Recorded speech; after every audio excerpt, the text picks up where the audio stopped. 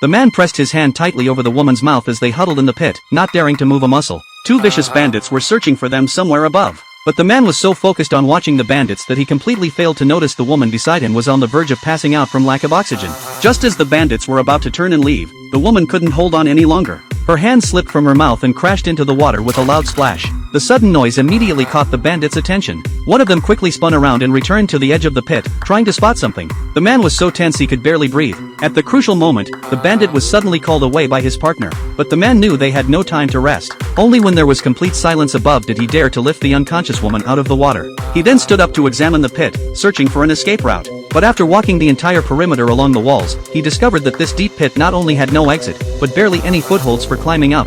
Still, he didn't give up. The man picked up a wooden stick from the ground and used every ounce of his strength to strike at the walls. But the earth was too hard. Even after exhausting himself to the point of collapse, he hadn't made a single dent in the wall. Just then, something suddenly occurred to him. He dipped his hands in the muddy water and gently patted the woman's face to wake her up. Once she had recovered somewhat, the man asked her to remove all her clothing. Then he took off his own pants and soaked all the garments in the water pit. He pulled out his belt and used it to tie two thick wooden sticks tightly together. The woman watched his actions with confusion, but the man looked at his makeshift tool with hope that victory was within reach. He picked up the soaked pants and tied them one by one to the wooden sticks, then looked up to study the terrain around them. Soon, he spotted the narrowest section of the pit. Eagerly, he hurled the stick upward with all his might. But the next second, the stick disobediently fell back down. Yet the man didn't lose hope. Would they really have a chance to escape this pit of despair?